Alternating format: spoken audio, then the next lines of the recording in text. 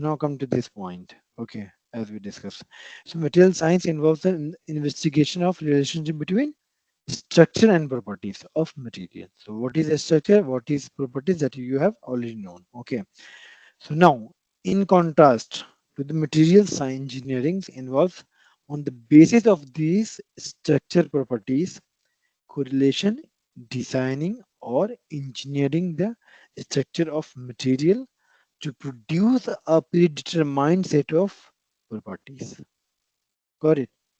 So you have a predefined. I mean, sometimes you want to make something. Okay, so that means you need such kind of a strength, such kind of a load, such kind of a stiffness. So if you have decided already, I suppose, I mean, if a civil engineer is going to make a bridge, okay, and and the capacity of bridge would depend how frequently the travelers are crossing there and that particular bridge. Okay, according to that requirement, the civil engineer will design their bridge. Okay, and according to that they will find the strength, and the capacity, the life, everything they will calculate. Okay, on that basis they will you know they will basically decide how much material and which material is required to make that particular bridge.